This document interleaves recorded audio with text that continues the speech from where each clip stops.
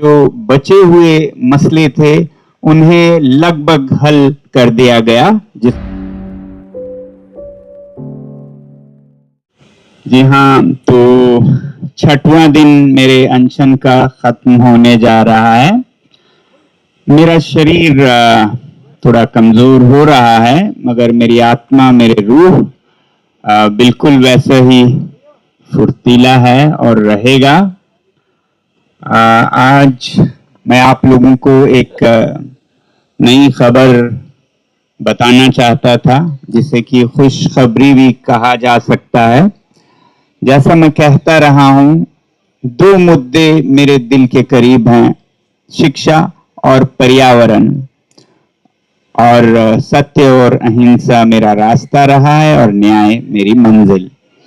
तो जहां शिक्षा के लिए हम अभी यहाँ बैठे हैं सुधार के लिए, वहीं पर्यावरण और संस्कृति में हम जो लद्दाख का मसला था, पिछले 6 सालों से संघर्ष करते आए हैं। तो आज ही लेह में एक वार्ता हुई लद्दाख के नेताओं और गृह मंत्रालय के अधिकारियों के बीच, और उसमें लद्दाख के जो बचे हुए मसले थे उन्हें लगभग हल कर दिया गया, जिसमें गृह मंत्रालय राजी हुई कि वो लद्दाख में एक खास किस्म का लोकतंत्र स्थापित करेंगे, जैसा लोगों की अपेक्षा थी, और वैसे ही संस्कृति और प्रकृति के संरक्षण के भी उपाय किए जाएंगे, जैसा लोगों की अपेक्षाएं थी।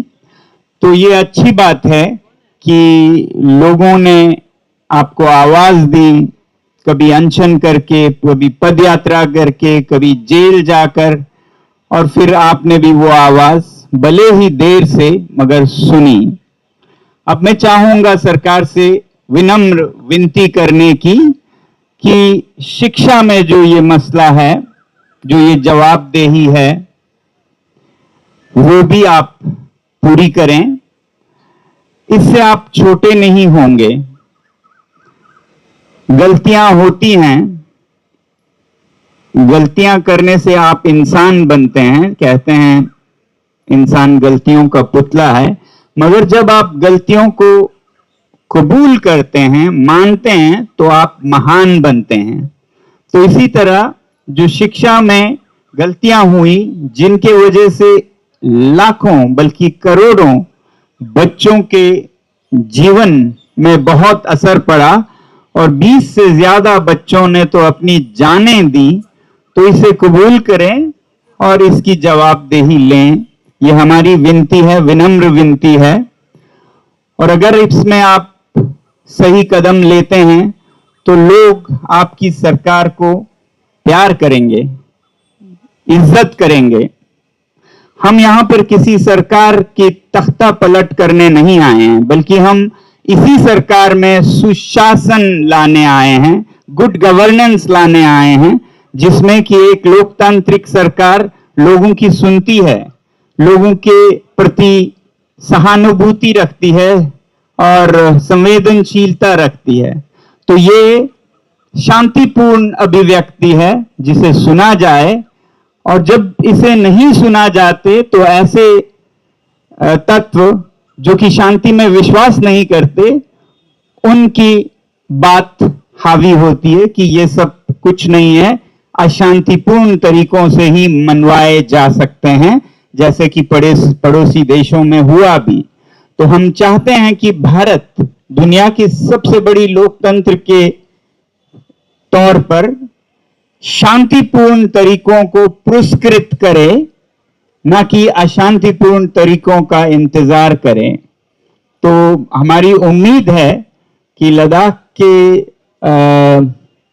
मसलों को जैसे उन्होंने गंभीरता से ली, वैसे ही करोड़ों विद्यार्थियों के इस आवाज को भी वो सुने, और ऐसा करके वो लोगों के और करीब पहुंचेंगे, वो और लोकप्रिय होंगे।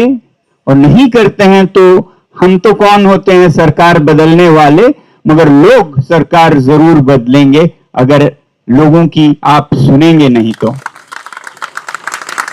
ये जो 2 करोड़ बच्चे जिन्होंने नीट के परीक्षाएं दी, या 2 करोड़ बच्चे जिन्होंने सीजेपी को फॉलो किया, उनके माता पिता, उनके रिश्तेदार मिलाएं तो लगभग 10 करोड़ लोग सीधे आपसे कह रहे हैं कि हमारी आवाज सुनिए। और किसी भी लोकतंत्र में इतनी बड़ी संख्या में लोगों की अवहेलना करना एक सरकार के लिए शर्मनाक बात है। मुझे उम्मीद है कि आप वक्त पे सुनेंगे, देर से सुनेंगे तो उससे नुकसान सरकार का ज्यादा होगा। हम तो यहां रह लेंगे, मुश्किलें सह लेंगे, और यही हमारे संदेश का एक हिस्सा है कि हम मुश्किलें, हम दर्द खुद पे देंगे, किसी और पे नहीं देंगे। जब हम यहाँ बैठते हैं तो बहुत लोग पूछते हैं आप इतनी दिल्ली की गर्मी में कैसे रहते हैं, तो मैं यही कहता हूं कि ये 40 डिग्री 47 डिग्री ये संदेश का एक हिस्सा है कि हम अपने आप पे जुल्म और दर्द ढाएंगे मगर किसी और पे नहीं। और यही दर्द हमारा संदेश है। जैसे हम -25 डिग्री में लद्दाख में बाहर सर्दियों में बैठे, वैसे यहां भी बैठेंगे। और ये जो संदेश जोर पकड़ेगा तो शायद आप सुनेंगे, और जब आप सही कदम लेंगे तो एक बहुत सकारात्मक एहसास, भावना लोगों में जागेगी। आपकी सरकार को अच्छी सरकार मानेंगे। इससे आप छोटे नहीं बल्कि और बड़े होंगे, ये मैं चाहता हूं। तो मैं धन्यवाद। मैं यही चाहूंगा कि आप एक लोकप्रिय सरकार बने, एक भयावह डरावनी सरकार ना बने। आप कभी ना भूलें कि आप सबसे बड़े लोकतंत्र के नेता हैं, ना कि सबसे बड़े तानाशाह या ऑटोक्रेटिक सिस्टम के। वो हमारे पड़ोसी देश करते हैं।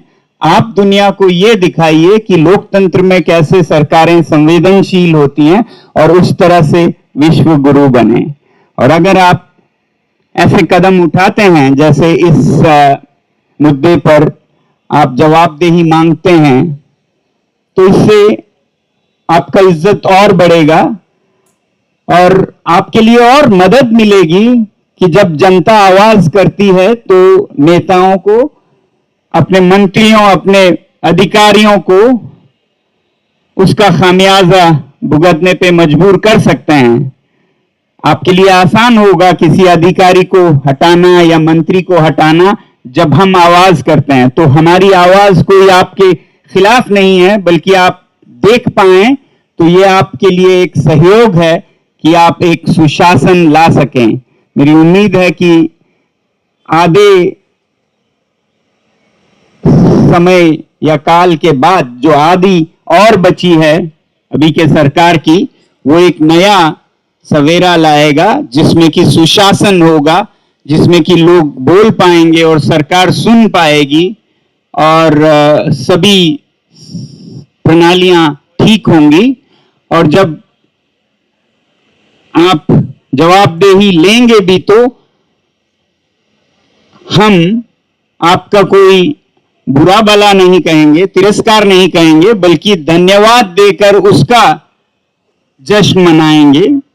और नहीं करते हैं तो ये और भड़कता जाएगा, तो जिससे कि किसी के हित में कोई फायदा नहीं होगा। तो इसलिए मेरी तो यही विनती है कि जैसे लद्दाख के मसले पे हो रहा है, जिसका हमें आशा है कि ये एक अकॉर्ड या समझौता बन के भी आएगा, अभी तो ये प्रक्रिया है जिसमें अच्छे कदम लिए गए, वैसे ही आप शिक्षा में भी जवाबदेही और सुधार के ठोस कदम लेकर जवाबदेही लेंगे अपने मंत्रियों से और एक लोकप्रिय सरकार बन के दिखाएंगे। यही मैं कहूंगा आज 6वें दिन पर। धन्यवाद। खबरों में बने रहने के लिए फोरम 4 को सब्सक्राइब करें और नोटिफिकेशन पाने के लिए बेल आइकन दबाएं।